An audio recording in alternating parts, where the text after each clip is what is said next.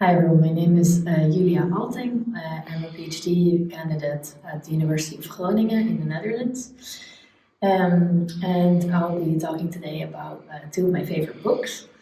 These books are very influential for my dissertation research. I work on nonlinear historical time. And one big part of my dissertation deals with feminist art and the histories of feminism. The books that I will talk about, both of them try to think about time and about history in a different way. I think a dominant history of feminism is one that thinks in terms of the wave model. So this idea of first, second, third, maybe fourth or fifth or even more waves.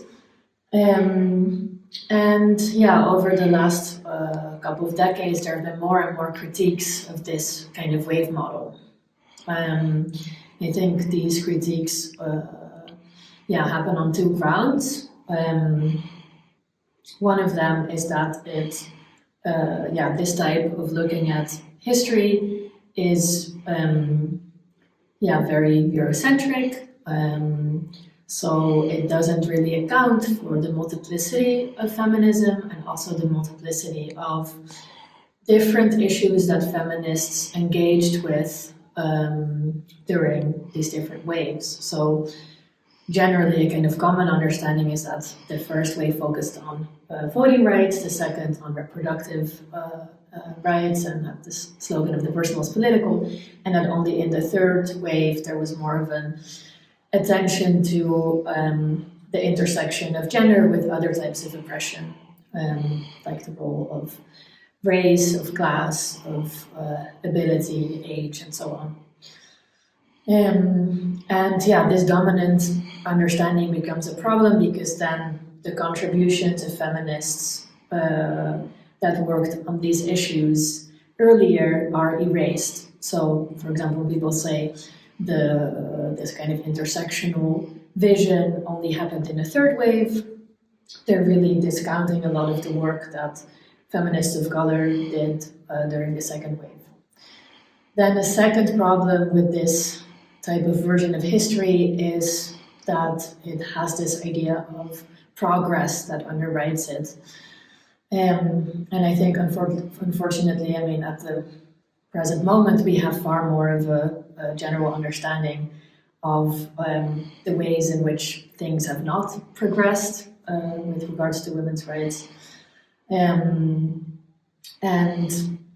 think this progressive version of history in the wave model erases that failure, or sort of erases what has not been changed. And this becomes mostly articulated in a kind of neoliberal version of feminism that measures empowerment or progress in more of an individualistic capitalist sense.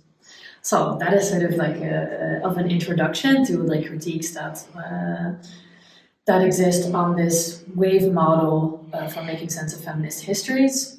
And the two authors that I will talk about, they both challenge this version of history. So the first book is by feminist philosopher Victoria Browne. It's called Feminism, Time and Nonlinear History, and it was published by Palgrave Macmillan in 2014.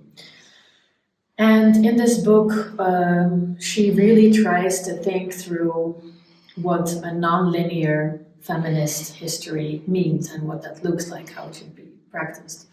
Because I think one discussion or one one aspect of the discussion that she analyzes in her introduction is that in feminist discussions and these critiques of history, there exist sort of two sides. So she says that, of course, there have been more critiques of this linear version of history.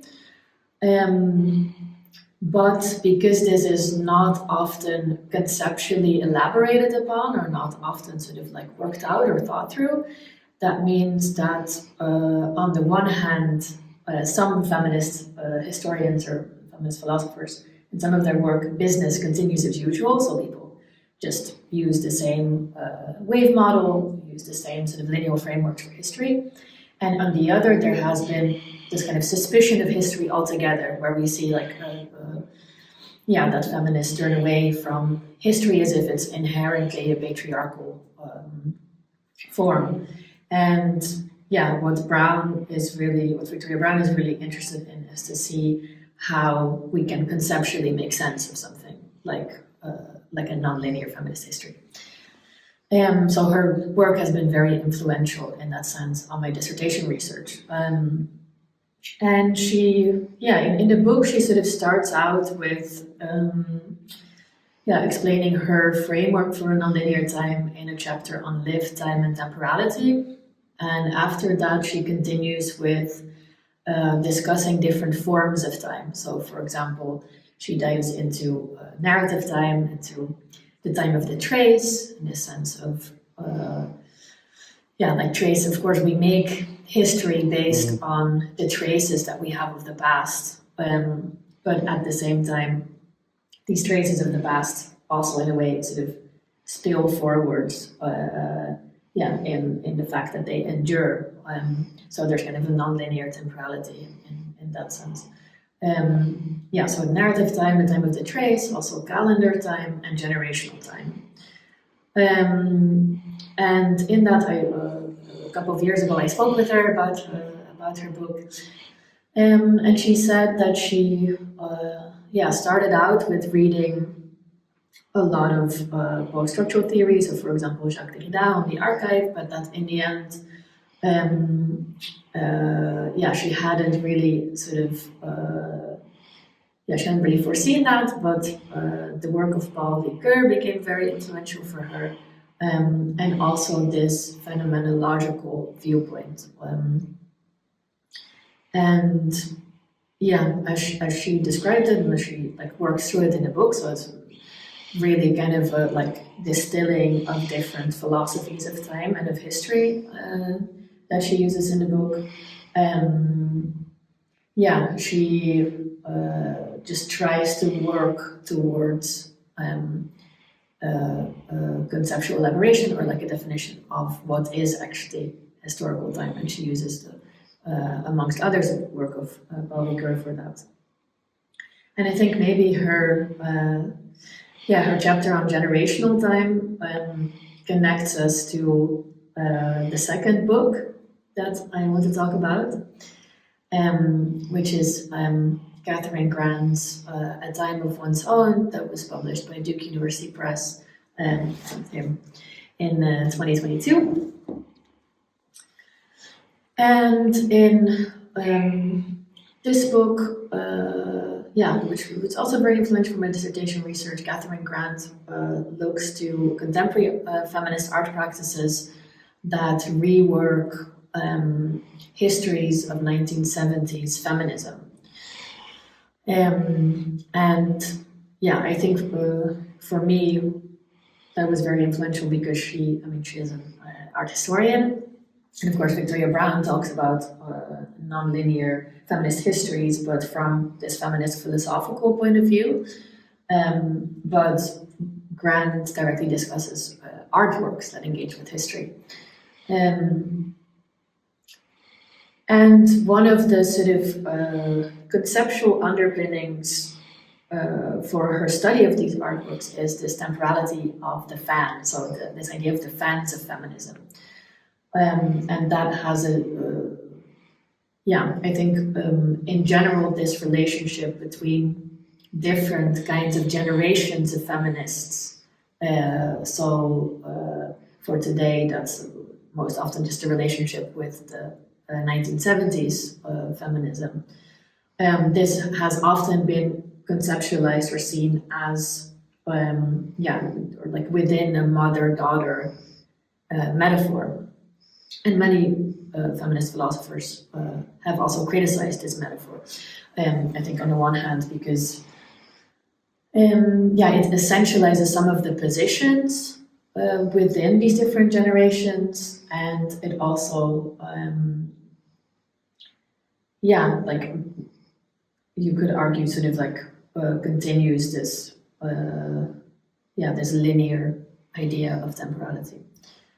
So for Grant, she turns to the figure of the fan and to fan studies, and she sees that as more of a sort of inclusive, more of a queer figure that, like also critically engages with these histories of feminism. I think this temporality of the fan is very foundational for the work of the artist that she discusses in the book. She talks, for example, about Mary Kelly, about the Nahimi, about, she starts with the work of Sharon Hayes. I think this idea of the temporality of the fan also really shows the effective, like in a sense of affect and sense of emotion, the effective engagement with history. That do not happen in only this sort of like rationalist sense, but this work of the artists that are engaging with 1970s feminism is shaped through their desires to look at these histories of feminism and then to actively rework them in the present. So to take up these histories and give them a meaning in the present.